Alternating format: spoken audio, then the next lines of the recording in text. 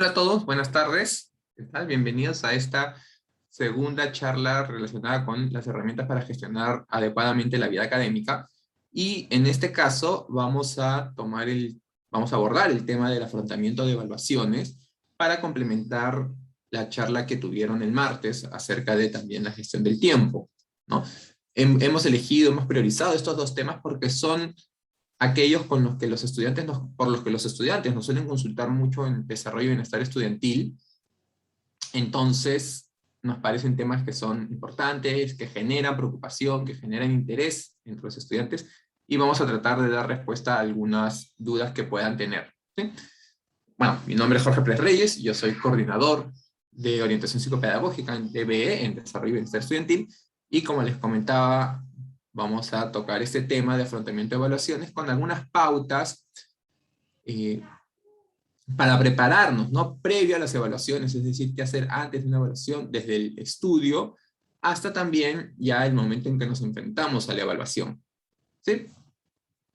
Les voy a pedir también que aguarden hasta el final para hacer sus preguntas, sus comentarios, porque ahorita tampoco voy a tener mucho acceso al chat, y también porque seguramente algunos van a ir respondiendo durante la charla.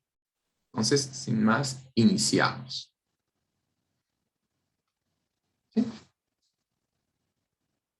Entonces, primero que nada, lo que tenemos que hacer es tener ciertas consideraciones para lograr un estudio adecuado con miras a rendir bien en una evaluación, ¿no? Entonces, como les decía, esto va a ser un poco previo al estudio, previo a la evaluación, perdón. Cómo debo organizar o gestionar mi estudio para tener menores sorpresas el día de la evaluación. Entonces, lo primero siempre, procurar que el ambiente donde yo estudie sea un ambiente tranquilo, sin muchos ruidos, sin muchos distractores, ¿no? Tanto dentro del cuarto como fuera. A veces estamos estudiando y se escuchan, no sé, no solo ruidos en casa, ¿no? Como los hermanitos, las mascotas, la televisión, etcétera, sino también de fuera. Podemos escuchar, ¿no? El año pasado estuvo mucho las bandas musicales que pasaban, ¿no?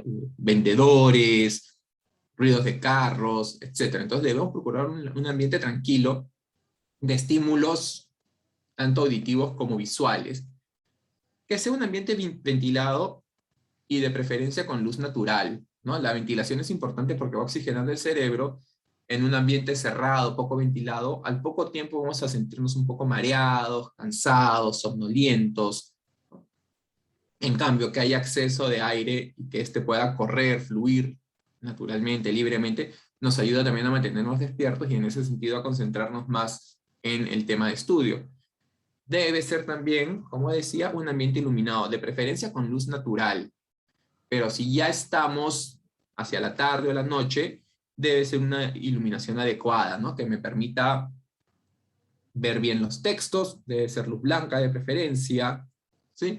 Y yo ubicarme también en una postura y en una posición en donde yo mismo no haga sombra, digamos, sobre el material que estoy estudiando.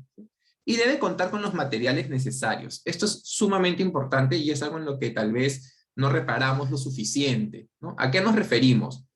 Muchas veces cuando uno empieza a estudiar, vamos a ponerlo así, no es que alguien se muera por estudiar, ¿no? No es que alguien se levante con todas las ganas de estudiar. Entonces, nuestro cerebro nos va poniendo ciertas zancadillas, ¿no? Nos va poniendo ciertos trucos en los que solemos caer. Me faltan hojas, me falta resaltador, me falta lapicero rojo, me falta regla, no sé por qué, pero me falta. Entonces me tengo que levantar a buscarlos. ¿De acuerdo? Lo que se pretende entonces es que en las primeras semanas, tal vez de clase, los primeros días de clase del semestre, ustedes vayan ambientando el lugar donde estudian. Tengan todos los materiales, cuadernos, lapiceros, calculadora, etcétera, etcétera, cosa que eviten estos distractores, ¿no? Estas pausas supuestamente para buscar estos materiales que nos pueden hacer perder tiempo por un lado y por otro lado hacer perder la ilación de lo que estamos estudiando. Y entonces vayan ambientando el lugar donde ustedes estudian. Y dentro de todo esto también es muy importante precisamente conversar, negociar con la familia, sobre todo en estos tiempos en que estamos viviendo con ellos y tenemos que estudiar con ellos,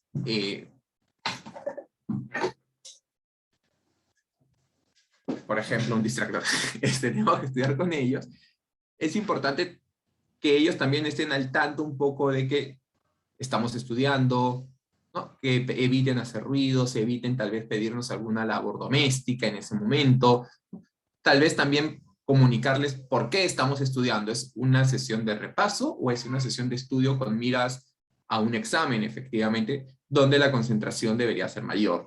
¿Sí?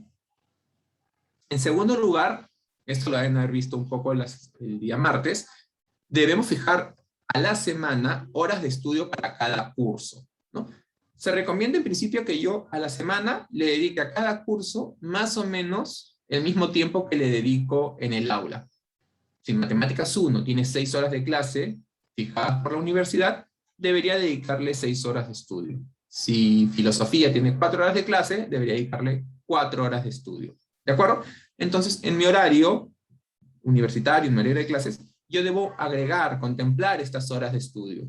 Y no solamente poner estudio, estudio, estudio, estudio, sino estudio filosofía, estudio matemáticas, estudio estadística.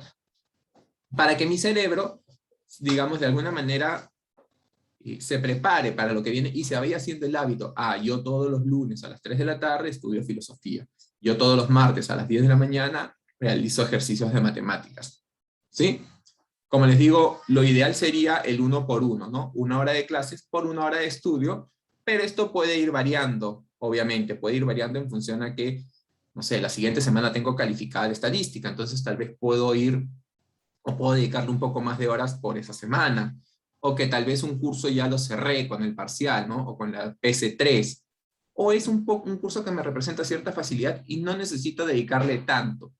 Esas variantes, esos ajustes, ustedes lo van a ir haciendo con el paso del tiempo y nuevamente de acuerdo a las necesidades de cada semana, pero para iniciar y para ir cogiendo el hábito, el 1 por 1 semanalmente les va a ayudar bastante.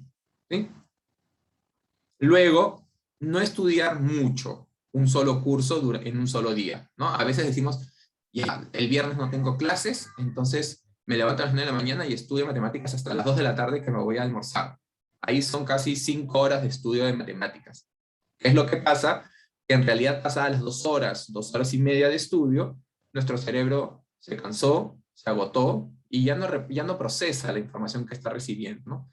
Disminuyen las funciones de atención, concentración, memoria, solución de problemas, elaboración de juicios, etc. Nuestro cerebro necesita un descanso y un corte. Entonces, si yo tengo toda la mañana libre en un día o todo un día libre, es mejor ese día dedicarlo al estudio de 3, 4 cursos, ¿sí? Y más bien dosificar o distribuir el estudio de un solo curso a lo largo de la semana, como decimos acá, en jornadas de 2 horas, 2 horas y media, con pausas breves cada 45, 50 minutos, ¿no? Pausas breves, como levantarme, estirarme, beber agua, ¿no? No actividades que me saquen del estudio, como revisar las redes sociales, por ejemplo, porque la mente ya se va a otro lado, ¿sí? Como les decía, bueno, las horas pedagógicas, ¿no? Horas de 45 a 50 minutos de estudio y 5 a 10 de descanso. Dicho sea de paso, si en un solo día yo voy a estudiar 2 o 3 cursos como de corrido, ¿sí? Por ejemplo, voy a estudiar de 9 a 11 lenguaje y quiero estudiar de 11 a 1 matemáticas, lo ideal sería que haya unos 20 a 30 minutos, o sea, un descanso mayor entre un curso y otro. ¿De acuerdo? Para que también el cerebro tenga el tiempo de procesar lo que ha asimilado en un curso, de descansar un poco y de prepararse para recibir el material nuevo. Hay que fijar también un objetivo para cada sesión de estudio, de acuerdo al tema del curso que voy a estudiar, ¿cierto? Les mencioné hace un momento que yo debo no solamente poner en mi horario estudio, estudio, estudio, estudio, estudio, sino poner estudio filosofía, estudio estadística, estudio economía 1, etc. Y entonces yo debo pensar, ¿qué quiero lograr en cada sesión de estudio? Poner un objetivo a la sesión de estudio ayuda a que el cerebro se enfoque, se distraiga menos y se preocupe por cumplir esa meta, por alcanzarla, ¿no? Entonces, si yo digo, yo estudio filosofía los lunes y jueves, por ejemplo. Los lunes voy a dedicar la sesión a leer, ¿no? Tengo que leer por lo menos 2 capítulos del libro, o tengo que leer tanto número de páginas, etc. Los jueves lo voy a dedicar a, no sé, discutir en grupo con mis compañeros, ¿no? Para ver qué ha entendido cada uno, si estoy yendo por la vía correcta, etc., ¿no? Lo mismo con los números de números, ¿no? Como matemática, economía, estadística. Puedo decir, por ejemplo, la primera sesión va a ser entender la teoría, comprenderla adecuadamente. Eso va a implicar revisar mis notas, absolver mis dudas, etc. La segunda sesión puedo dedicarla a realizar ejercicios, ¿sí?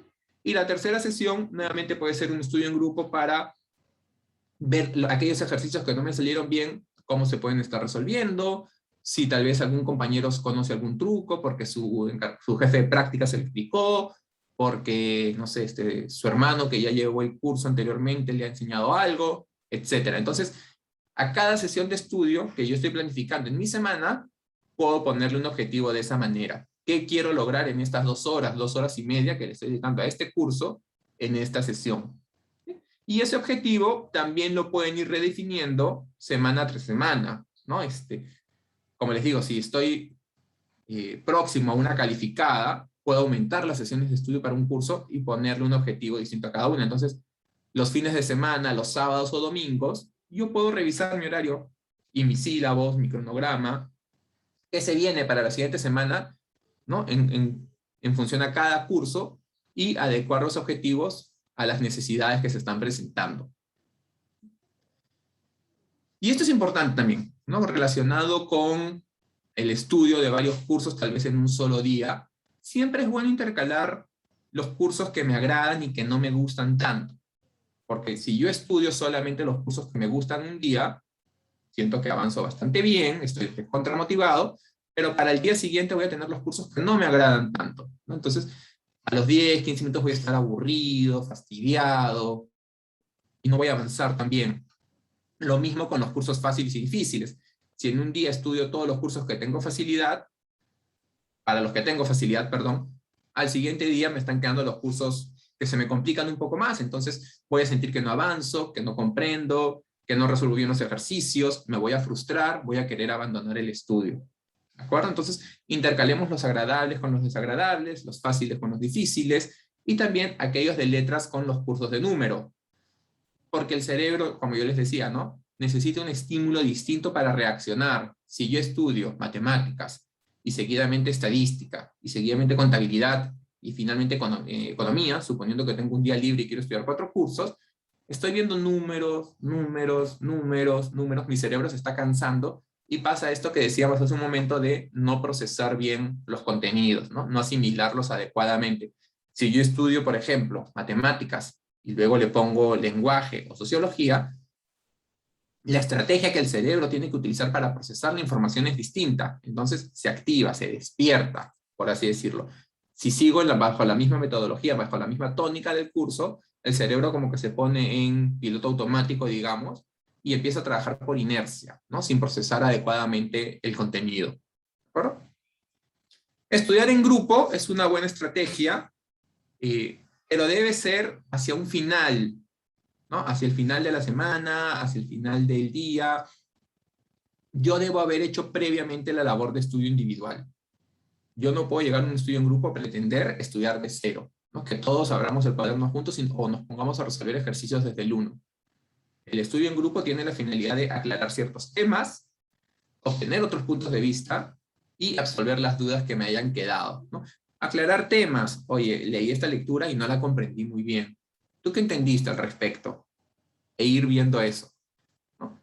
Tal vez obtener otros puntos de vista, como les decía, yo puedo estar llevando 5 cursos y estoy muy cargado y he leído las lecturas obligatorias, ¿no? Pero mi compañero lleva 4 o 3 cursos y posiblemente además de las lecturas obligatorias leyó alguna electiva, alguna sugerida, ¿no? Una de las recomendadas.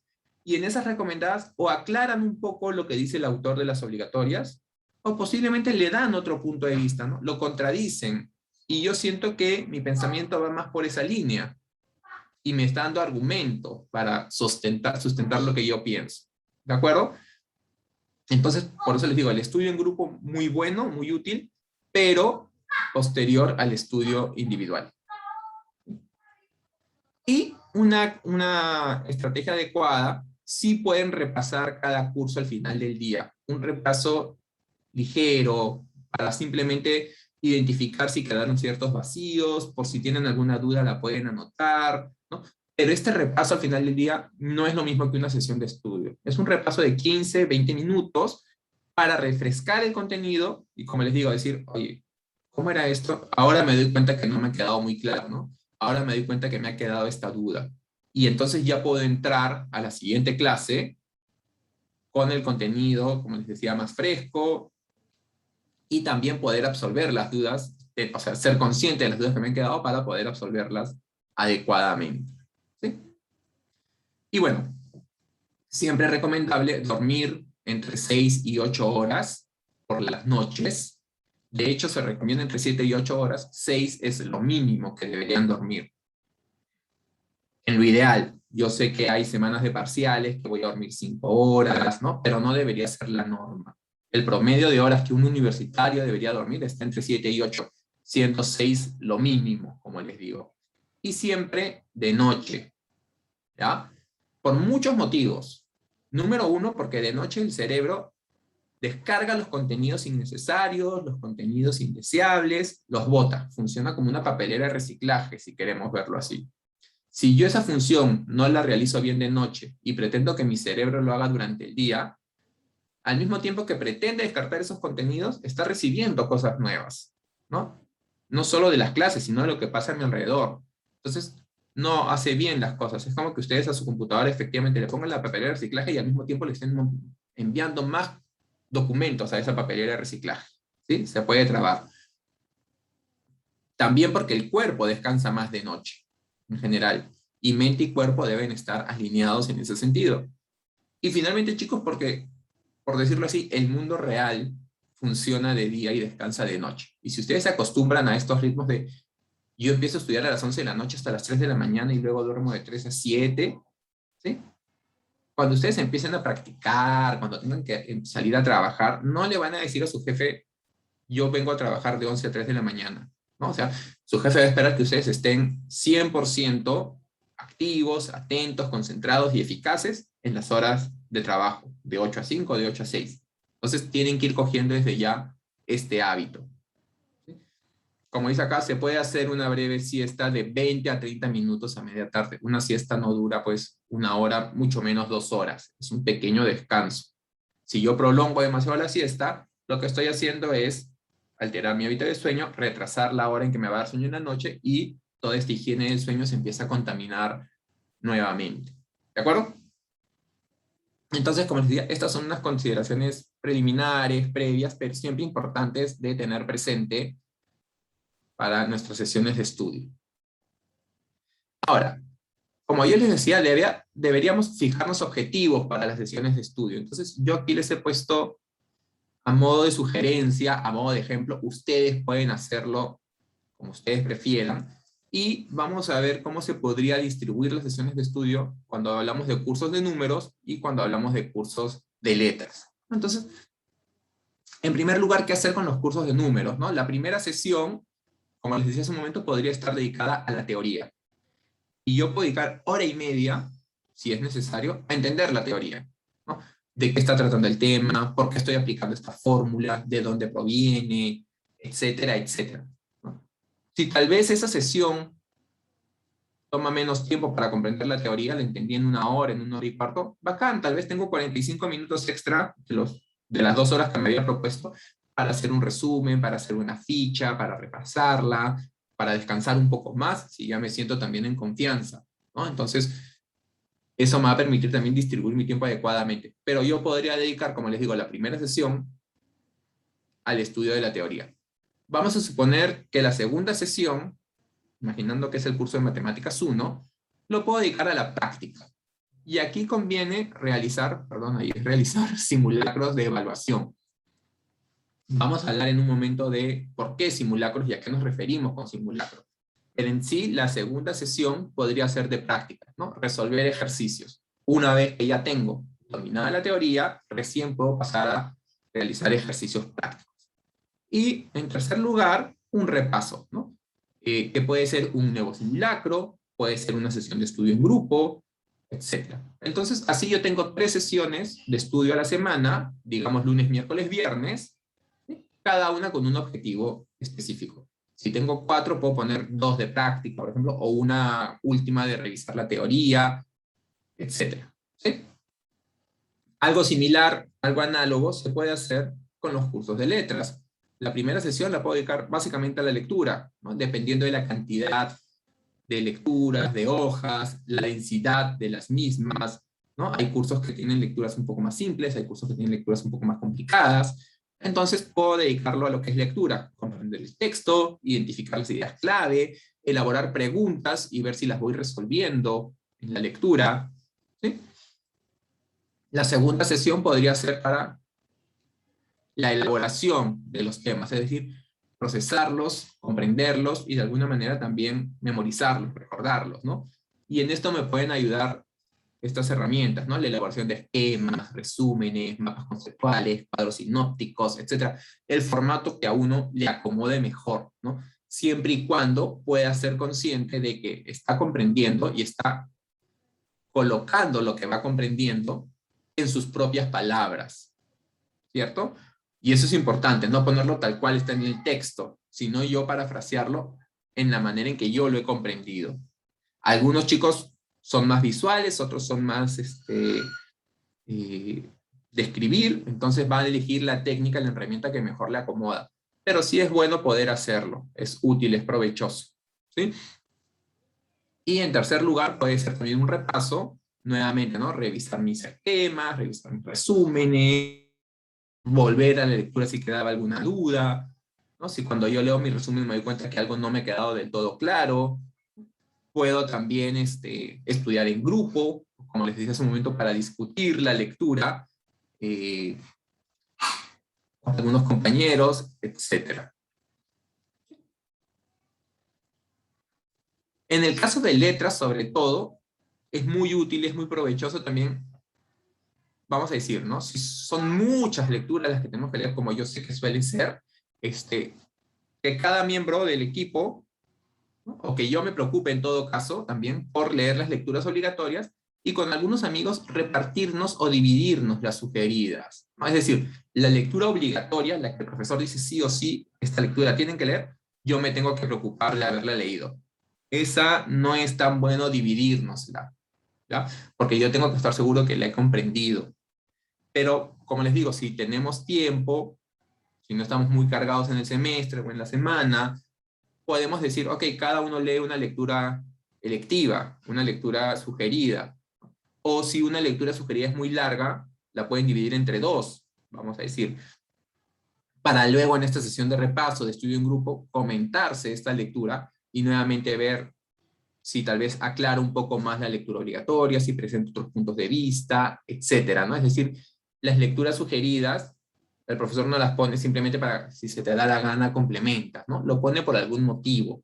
Y yo me voy dando cuenta que esas lecturas, como pongo acá, pueden aclarar, corroborar, contraargumentar lo que dicen estas lecturas obligatorias. Me pueden ayudar a comprenderla mejor, me pueden ayudar, como les digo, a adquirir otro punto de vista, etcétera, y yo poder rendir una evaluación, un examen, con mejores herramientas. ¿Sí?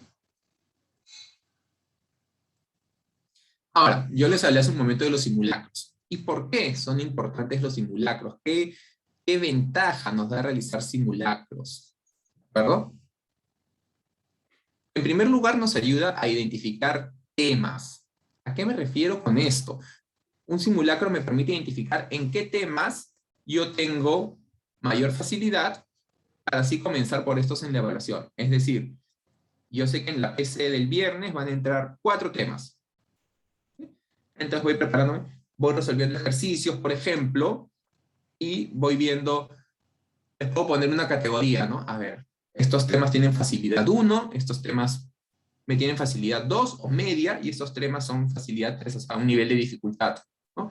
Las 1 son los temas que me salen bien, que los avanzo rápido, que los entiendo. Los 2 son los que me manejo bien. Los 3 son los más difíciles. ¿Qué debería hacer entonces el día de la calificada? Iniciar por aquellos que me va bien, por varios motivos. Me va a, vamos a decir, a dar mayor seguridad, a dar mayor confianza, me va a motivar, ¿no? Me va a ahorrar tiempo también. Y eso también, de alguna manera, me motiva a seguir adelante. Si yo sé que ya tengo, pues, aunque sea 3 preguntas avanzadas en la práctica calificada, me siento bien, ¿no? Siento que la estoy dominando, me siento en control, me calmo un poco las angustias, las ansiedades, y me ayuda a seguir adelante. ¿Sí? Entonces, los simulacros nos ayudan a eso, a ver en qué temas yo tengo mayor facilidad, en cuáles no tanto, para saber por dónde podría comenzar el día de la evaluación. Me ayudan también a gestionar mejor el tiempo. Una calificada me parece que tienen entre 90 y 100 minutos, ¿no? Entonces yo digo, ok, tengo 100 minutos, suelen venir 8 preguntas, eso me da, vamos a decir, no soy hombre de números, ¿no? Pero 12 minutos por pregunta, por ejemplo, ¿no? Pero además me tengo que tomar 5 minutos porque tengo que, no sé, grabar la prueba, subirla al Blackboard, como sea que se esté dando la metodología en estos momentos, ¿sí? Entonces no tengo 100 minutos, tengo 90 minutos para 8 preguntas. Entonces tengo más o menos 11 minutos por pregunta. ¿De acuerdo? Pero yo sé que las preguntas del tema 1, que me resultaban fáciles, no requieren 11 minutos, las puedo hacer en 7 minutos. Más bien las del tema 3 sí me toman un poquito más de tiempo, 15 minutos. Y las del tema 2, bueno, le dedico los 11 minutos más o menos. Entonces, puedo ir gestionando el tiempo para saber cuánto le voy a dedicar a cada pregunta dependiendo del tema, ¿no? Y de mi dominio de ese tema. Entonces los simulacros en ese sentido, como les digo, nos permiten distribuir el tiempo asignado entre el número de preguntas considerando la dificultad del tema que aborda, ¿no? Y en tercer lugar, los simulacros nos permiten identificar errores y fallas. ¿De qué estamos hablando aquí? El simulacro me va a permitir ver si yo estoy resolviendo mal una pregunta porque no estoy comprendiendo bien el tema, porque tengo un vacío teórico, ¿no? Me está permitiendo ver si lo que cometo son errores operativos, de sumas, de multiplicaciones, de que no cerré un paréntesis, no puse el punto decimal, no sé, aquí la ecuación está en positivo y tendría que haber pasado a negativo al otro lado y me olvidé de cambiar el signo, ¿no? Tal vez le estoy dedicando mucho tiempo a una pregunta. Entonces, los simulacros también nos permiten este proceso de monitoreo personal para identificar qué cosas estoy haciendo no tan bien y puedo mejorarlas con miras a la evaluación. ¿Sí? Entonces, chicos, realizar simulacros sumamente importante, útil y provechoso. Y ahora sí, ¿cómo resolver un examen? ¿Qué tener presente al momento de resolver un examen? Primero, recibo la evaluación o la veo en la computadora, dependiendo de la metodología que se esté utilizando, y hago un escaneo inicial de la prueba. ¿A qué nos referimos con esto? A leer cuidadosamente cada pregunta, saber que estoy entendiendo la pregunta, saber que tengo claro qué me están preguntando, leer también cómo está formulada, cómo está redactada la pregunta, ¿no? A veces les dicen en preguntas de opción múltiples, ¿no? Responde o elige la opción que no es correcta, ¿sí? Pero como yo ya tengo en la mente opción múltiple, voy a la primera que es la A, la veo correcta y la marco. Cuando me están preguntando cuál no es correcta, y la no correcta puede ser la D, por decirlo. Y no, por no leer la pregunta, ya tengo un punto menos. ¿Sí? Entonces, leer cuidadosamente cada pregunta, saber a qué se está refiriendo y saber si puedo responderla. Decidir por dónde empezar a responder. En función a los simulacros y a la identificación de temas que he realizado, ya puedo saber por qué temas y por qué preguntas puedo empezar. Como les decía, distribuyéndole además el tiempo adecuado a cada una, y también elaborar un borrador de la respuesta me ayuda. ¿A qué me refiero? Si ya leí cuidadosamente la pregunta y ya sé por cuál voy a comenzar, en un papel o en una libreta que tenga al lado puedo apuntar, ¿no? ¿Qué fórmula tengo que utilizar? Un ejemplo que tal vez el profesor dio en clase o que leí, algo que mi amigo me explicó, un truco, o si yo en el simulacro identifiqué que en estas preguntas me olvido de tal o cual cosa, apuntarlo, ¿no? No olvidarme de cerrar los paréntesis, no olvidarme de cambiar los signos, no olvidarme de esta idea, etcétera, ¿no? Voy elaborando un borrador, una lluvia de ideas, que luego me va a permitir organizar la respuesta de tal manera que no olvide elementos importantes, ¿sí? Una vez ya hecho este escaneo inicial, procedo con las respuestas, ¿no? Respondiendo a lo que se está preguntando. Eviten irse por las ramas, eviten el floro, ¿no? El floro innecesario, ¿no? Y estén siempre conscientes, seguros de que la respuesta está dirigida a la pregunta. Y en tercer lugar, revisar. Revisar las respuestas es importante antes de entregarlo, prestando atención al procedimiento, a las operaciones, a la ortografía y otras variables que ustedes van identificando que el profesor considera al momento de calificar. Algunos profesores tal vez no consideran tanto la ortografía, otros sí, ¿no? Bajan medio punto por error ortográfico o un punto cada 5 errores ortográficos, no sé. En algunos cursos valoran el procedimiento, en otros no, solamente la respuesta, ¿no? Entonces, tengo que revisar también en función a los simulacros que he realizado. Como les decía hace un momento, si yo identifico que me confundo con las operaciones, sé que tengo que revisar más detalladamente esos temas, ¿de acuerdo?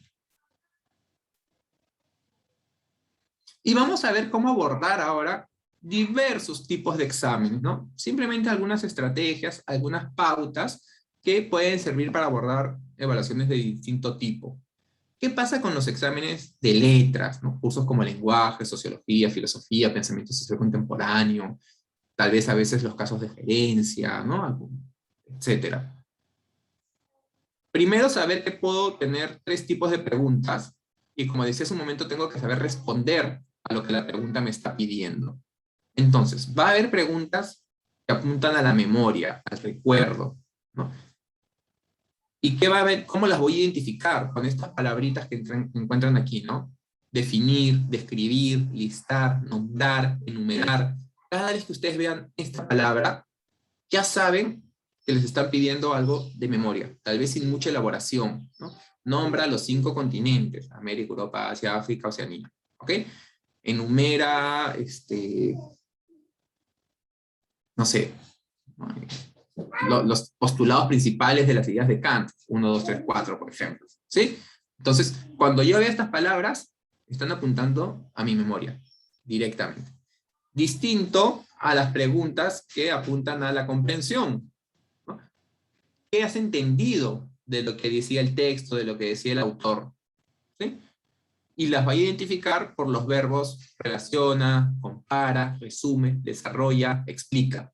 Cuando yo vea estas palabras, ya no es solamente qué recuerdas, qué leíste, qué sabes, sino qué entendiste respecto de eso. ¿De acuerdo? Y finalmente también hay preguntas de valoración, de juicio personal, ¿no? Cuando veo que me piden juzga, analiza, critica, opina, ya no es solamente qué comprendiste, sino qué piensas acerca de esto que has comprendido. ¿Cuál es tu opinión personal?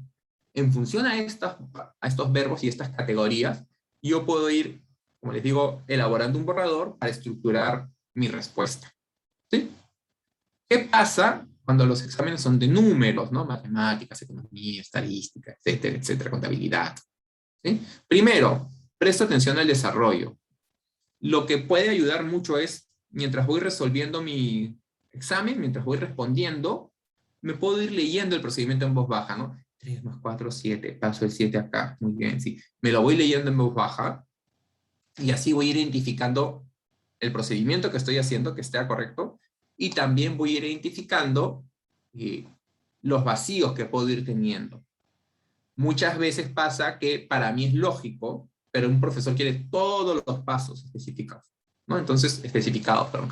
Entonces, leer lo que estoy haciendo en voz baja, leérmelo a mí, me ayuda, como les digo, a identificar esos huecos que puedo estar dejando de lado. Prever los errores tontos, ¿no? Errores, le he colocado tontos porque muchos chicos me lo manifiestan así, ¿no? Y me refiero a estos errores que ya les comenté. No sumé bien, me olvidé del punto decimal, no cerré el paréntesis.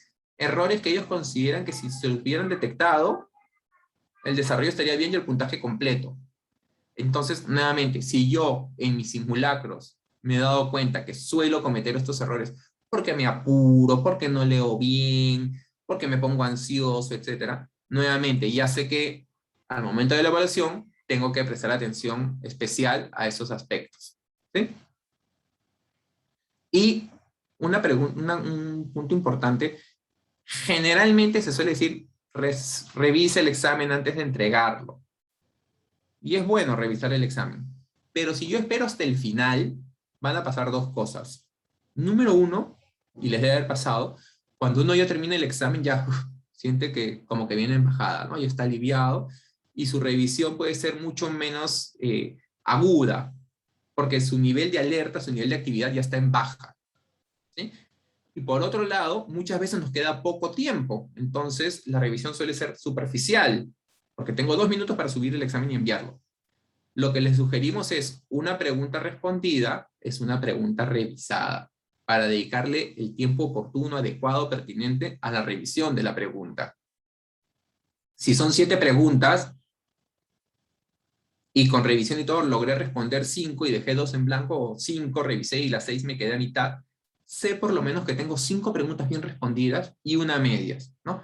Distinto a que respondo las 7 y en 2 minutos reviso así nomás y no detecté errores. Entonces puedo estar presentando 7 preguntas mal respondidas o incompletas y tengo que evaluar entonces dónde obtengo mayor puntaje, en 5 bien respondidas o en 7 mal respondidas.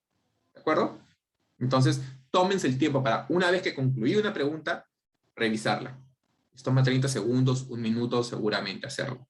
Y ese tiempo también puede estar incluso considerado al momento que ustedes distribuyan el tiempo que le van a dedicar a cada pregunta, dedicarle 30 segundos más, ¿no? Ya no son 11 minutos y medio por pregunta, sino son 12 minutos por pregunta, considerando que le voy a dar una revisión antes de pasar a la siguiente.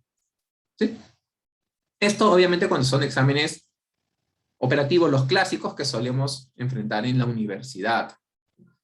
¿Qué pasa cuando los exámenes son objetivos para marcar, ¿no? De respuesta múltiple, de varias opciones?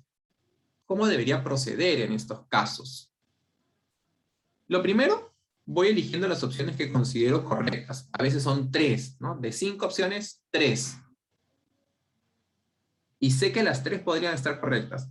Tengo dudas, pero tengo estas 3. Más bien, voy eliminando las opciones que con seguridad son incorrectas. Porque contienen opciones cerradas, porque omiten tal vez opciones correctas también. Entonces, de las 5 opciones, he escogido la A, la B y la D. La C y la E están descartadas porque son erradas, ¿no? Y entonces, de entre la A, la B y la E, voy a elegir la que considero que es la mejor. A veces voy a tener mayor seguridad, a veces voy a tener que recurrir un poquito al azar, pero ya sé en todo caso que entre esas 3 tengo mayores oportunidades de conseguir un puntaje completo. Pero debe haber este proceso de descarte y para eso leer todas las opciones. Y, ojo, si ya estoy entre 3, la A, la B y la D, me puede ayudar volver a leer la pregunta. ¿De acuerdo? Ahí me voy a dar cuenta si la pregunta la comprendí bien, porque a lo mejor la C y la E que estaba descartando son las que eran las opciones válidas. Entonces, tengo que volver a leer la pregunta y eso me puede ayudar a esclarecer un poco mejor la respuesta. También puede ocurrir en estos casos que les ponen, no sé, 3 postulados, A, B, C, y luego las opciones son A y B son correctos, A y C son correctos, B y C son correctos, los 3 son correctos, ninguno es correcto, ¿no? Entonces, si yo con eso ya eliminé el postulado B, por decirlo, porque sé que es falso, ya sé que la opción, las 3 son correctas, o que B y C son correctas, o que A y B son correctas, no es válida, porque tiene la B, porque está incluyendo la B que es errada, ¿no? Me estoy quedando con A y C son correctos, o con ninguna es correcta. Pero si tengo la opción o si sé con seguridad que por lo menos A es correcta, ya sé que no es ninguna es correcta tampoco. Me quedaría con A y C. A no ser que les pongan la opción de solo A es correcta en toda esa bolsa y ya puedo entrar a más dudas, ¿no? Pero así pueden ir jugando, así pueden ir ustedes planteando una estrategia de resolución de exámenes objetivos, ¿sí? ¿Y qué pasa con los exámenes orales? Que ahorita tal vez deben estar es moda por estas modalidades en las que nos estamos educando. Escuchen atentamente la pregunta.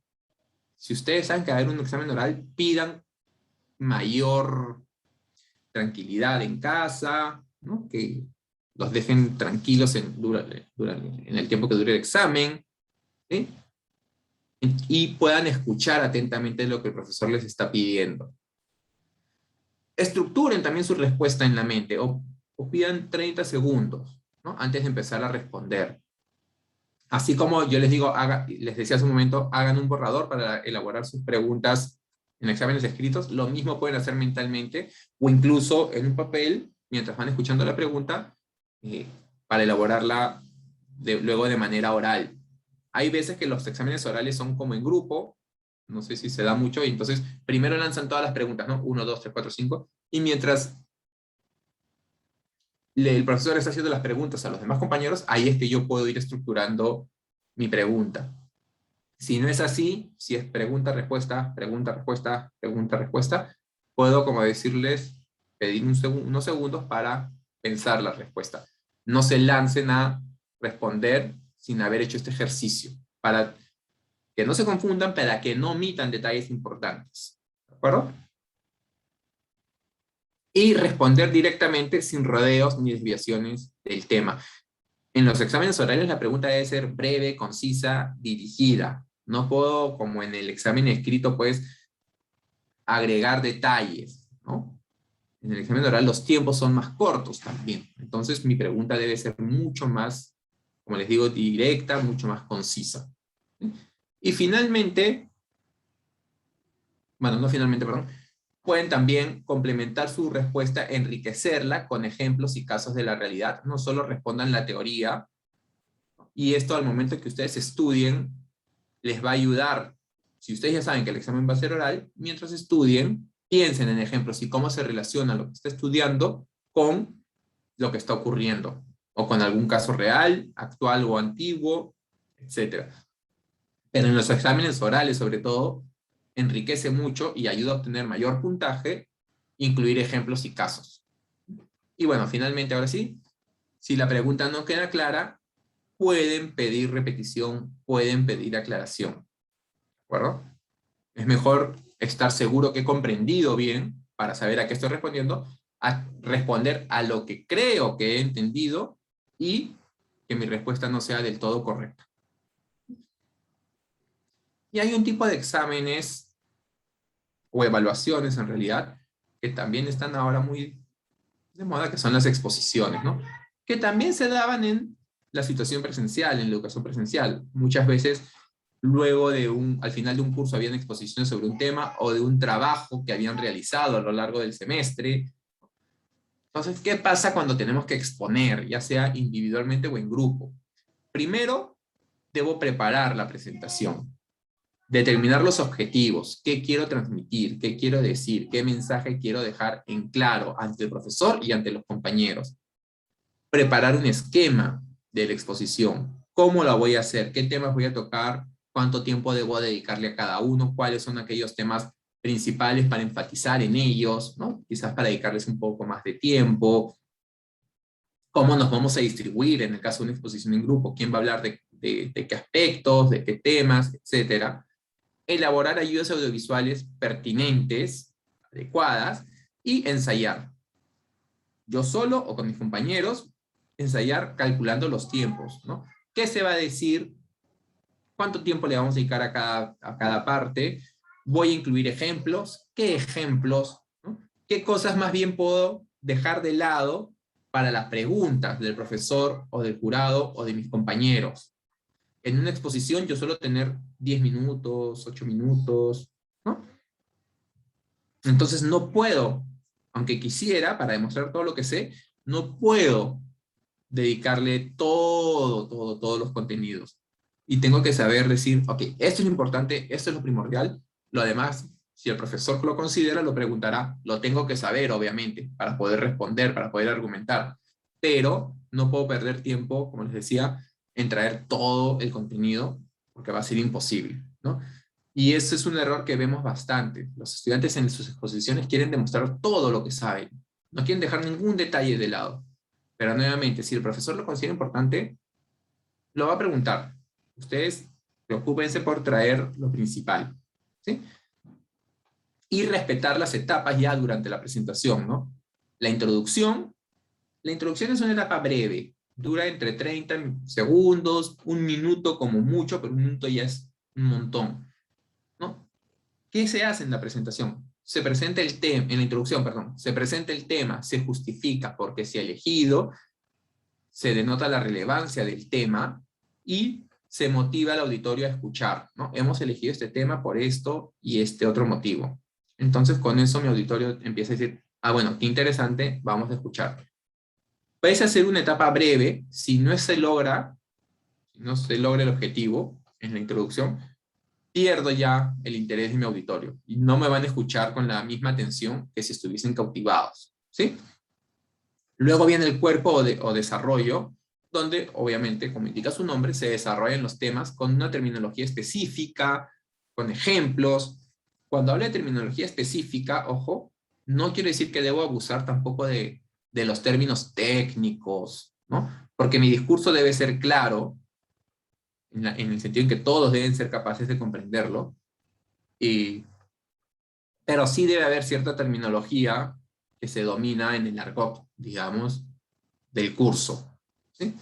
Y debo en ese caso cuidar mi volumen, tono y ritmo de voz, las muletillas, si yo he detectado que las presento, tomar aire cada cierto tiempo para controlarlas mejor, ¿no? Hacer breves pausas de 5 o 10 segundos. A veces uno siente que se está trabando, ¿no? Uno siente que se está desorganizando, sabe que se va a trabar, y en ese caso, hago una pausa y continúo.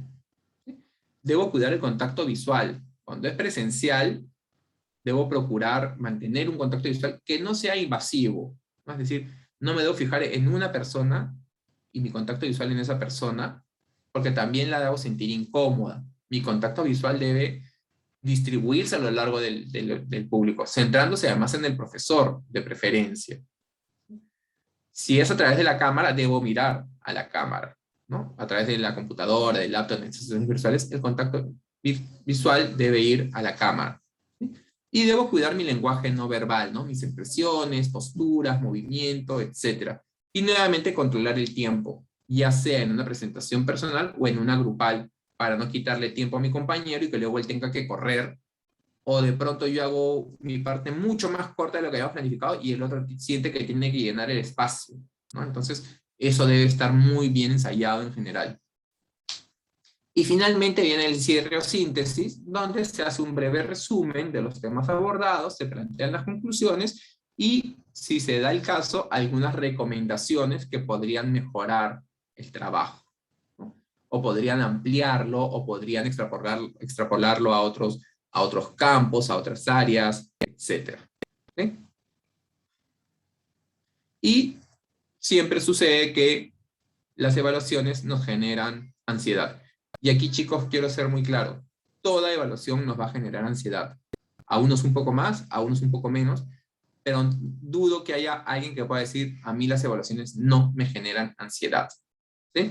Es una situación, la evaluación, en la que mi desempeño va a ser juzgado, calificado por otra persona. Entonces, es normal que me genere ansiedad. No se sientan mal si sienten ansiedad. Y por otro lado, vamos a decirlo, o sea, como les digo, no pretendan que no haya ansiedad y consideren la ansiedad a su favor. La ansiedad es algo que nos mantiene activos, que nos mantiene alertas, que nos hace trabajar, que nos lleva a luchar por una meta. Si no hubiese esa ansiedad, seríamos como, vamos a decir, como una máquina, como un robot, ¿no? Que no procesa nada tampoco. Entonces, la ansiedad no es mala, pero tenemos que saber modularla y manejarla.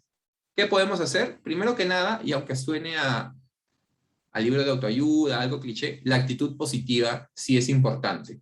Estar predispuesto para dar un examen, sabiendo lo que yo he hecho adecuadamente para enfrentar el examen, siendo consciente de lo que he estudiado, de lo que ya sé, de que me he preparado y me he preocupado, ¿sí? Olvidar experiencias anteriores. Me jalaron en la primera PC o es un curso en Vica y como ya me fue mal antes, de hecho me va a ir mal ahora. No, Ustedes están en otro momento, quizá con otro profesor, han madurado, tienen la experiencia previa, ya saben que hicieron mal, ya saben también que hicieron bien, entonces no se dejen llevar por experiencias anteriores personales, ni mucho menos experiencias de otros, ¿no? Que les digan, la PC3 por tradición es la más difícil, todos la jalan, entonces aprovecha las otras. Pero a lo mejor yo personalmente en los temas de la PC3 tengo facilidad, ¿sí? Entonces, remítanse al presente.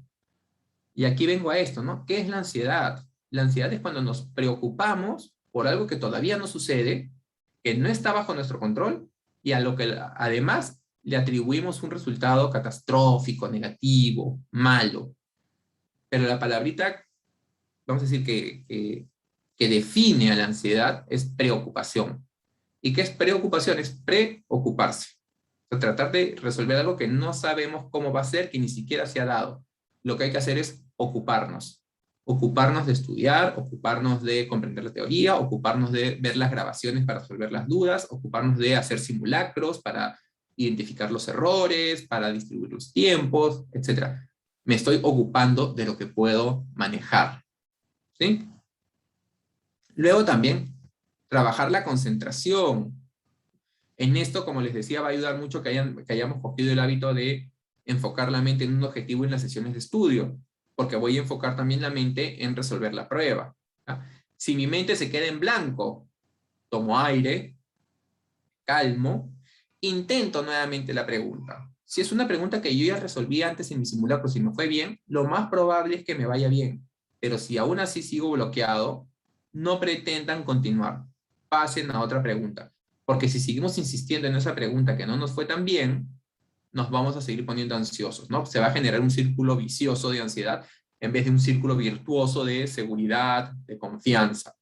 ¿De acuerdo? Entonces, sí, me estoy poniendo en blanco, paro un rato, les digo, tomo aire, me calmo, y vuelvo a esa pregunta.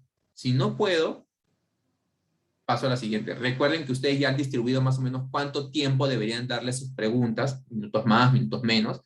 Entonces, una pregunta que en mis simulacros me toma 10 minutos, ok, le dedico 11, le dedico 12, pero si ya me estoy yendo por 14, 15 minutos, le estoy dedicando mucho más tiempo, me está restando tiempo que podría dedicar a otras preguntas y me está generando mayor ansiedad. Es señal de que si no me da tiempo para regresar ahí y responderla, bueno, será una pregunta perdida, pero por lo menos el responder bien las preguntas que siguen me va a devolver esa tranquilidad y esa confianza para seguir adelante.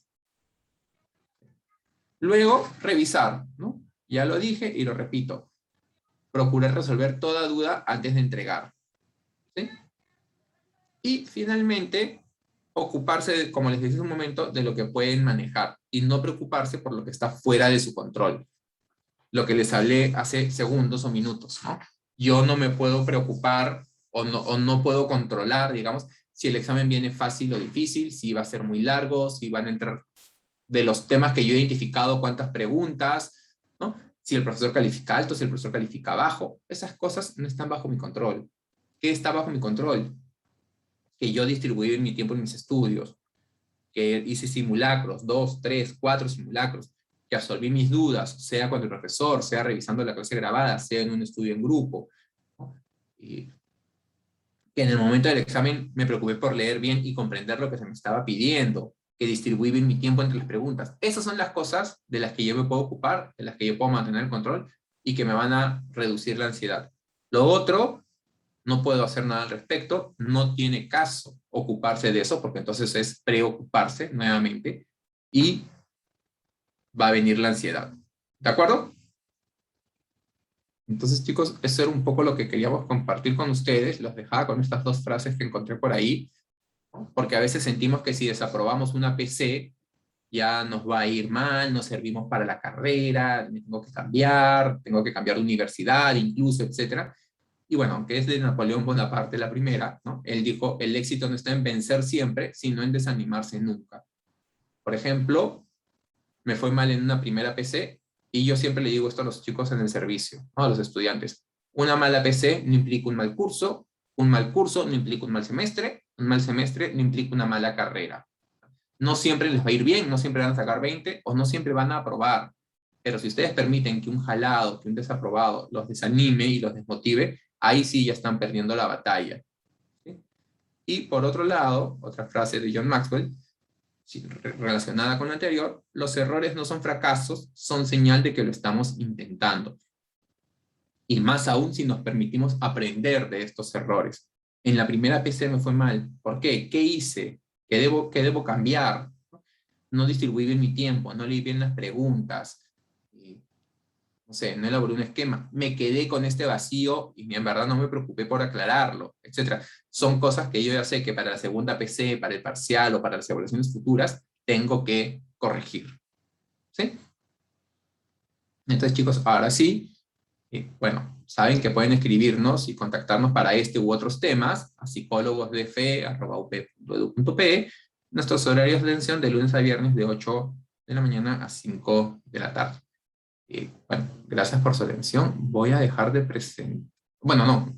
Si tienen alguna pregunta, la pueden hacer sea por chat o por micrófono.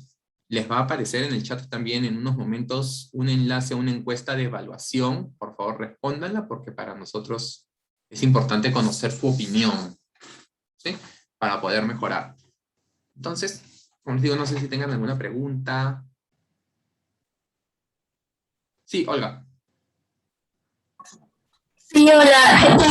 Yo cuando trato de hacer los descansos o trato de ya de, por ejemplo, tomar mi siesta, por ejemplo, lo que siempre está en mi mente, por ejemplo, lo que debería hacer, si no sé cómo evitar eso, por ejemplo, ya estudié una hora, voy a descansar un rato, pero mi mente sigue en, debería estudiar esto después, debería hacer esto otra cosa, debería ser, siempre mi mente está en la qué cosa hacer siguiente y no descanso. O sea, los 20 minutos que se supone que tengo que descansar, sigo pensando y pensando. No sé Ya. cómo evitarlo. Ojo, no son 20 minutos, son entre 5 y 10 minutos cada 45 o 50 minutos, más o menos, ¿no? Tampoco es que voy a dejar un ejercicio a la mitad porque Jorge me ha dicho que 45 minutos tengo que descansar y lo dejan, o un párrafo a la mitad, ¿no? Entonces, sí va a requerir mucha constancia, mucha disciplina y mucha motivación, ¿no? En ese sentido, ayuda a lo que decíamos, ¿sí?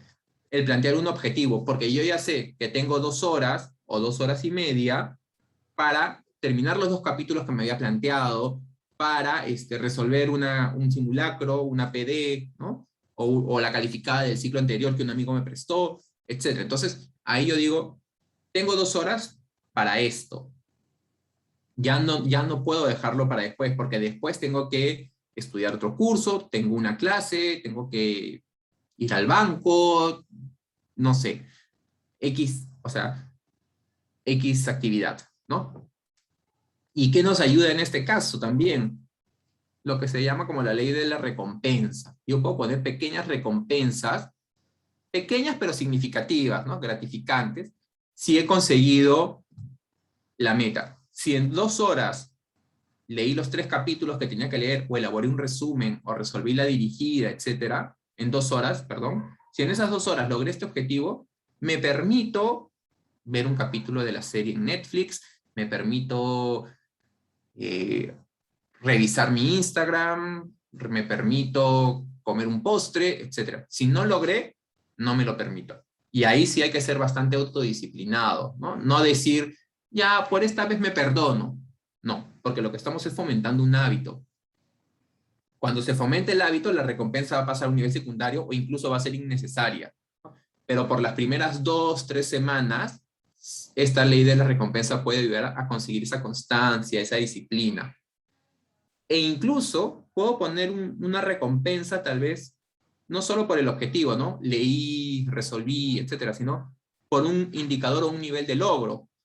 Resolví la PC en mi simulacro y yo quiero sacarme mínimo 14 en este simulacro. Me saqué el 14, me saqué 15, me saqué 16, me recompenso. Me saqué 13 o menos, no me recompenso. Así lo haya hecho en el tiempo estipulado, ¿no? Entonces, como les digo, el hacer esto inicialmente, no es la idea que estudien bajo esta metodología toda la vida, toda la carrera, porque no se trata de que estudien por esa recompensa, pero el hacerlo inicialmente sí puede ayudar a adquirir el hábito, ¿no? Entonces, puedo incluso bloquear las redes sociales en mi celular o en mi laptop por el tiempo de estudio, ¿no? Hay ciertas aplicaciones para ello.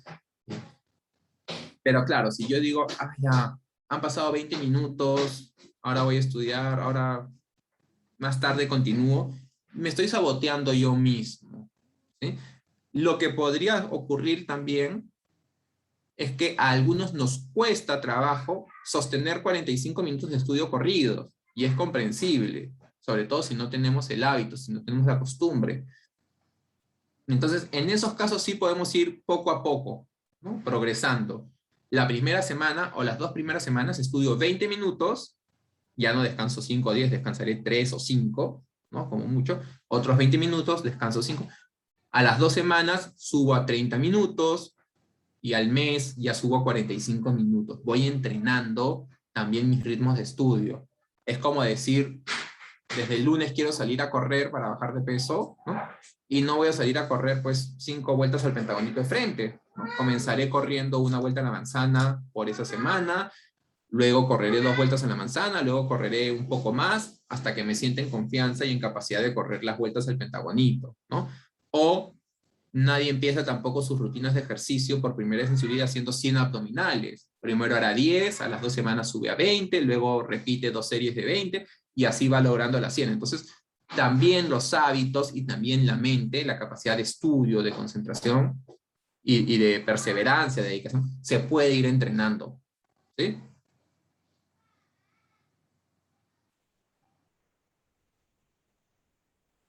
Sí, gracias. Ok, Yalga, gracias a ti.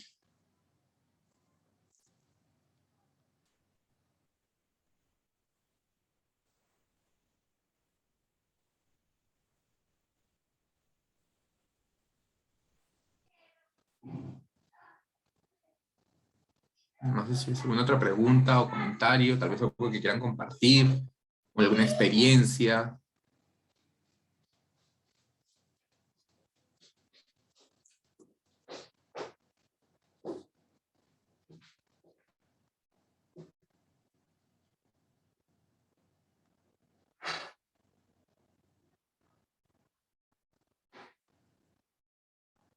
¿No? Bueno. Sí, Delia. Hola, buenas tardes. Hola, ¿qué tal? Eh, Quería consultar si es que um, puedo, puedo acercar, o sea, puedo escribirles al correo para agendar alguna cita, o sea, para hablar, para una sesión. Sí, claro. Puedes escribirnos a este correo, a Ujú. psicólogosdfe@up.edu.pe. Desarrollo y bienestar estudiantil aborda tanto temas económicos, académicos, perdón, como personales, ¿no? Entonces, si tú quieres conversar con nosotros, conmigo, o con alguna otra persona del servicio, escríbenos y podemos coordinar una reunión. Gracias, Ok, Delia. gracias, buen día. Buen día.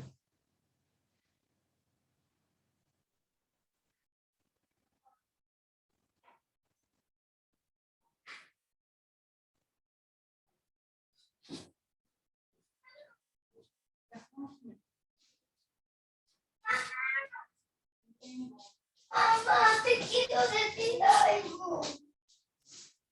Ok, bueno, si no hay más preguntas, entonces igual les vamos a hacer llegar, me parece, la grabación de las charlas, seguramente mañana. Y si tuviesen alguna otra consulta o quisieran trabajar alguno de estos temas a mayor profundidad, como decía, nos pueden escribir a a este correo y coordinar una reunión con alguno de los psicólogos de desarrollo y bienestar estudiantil. ¿Sí? Gracias por su atención. Que tengan buena tarde. Hasta luego.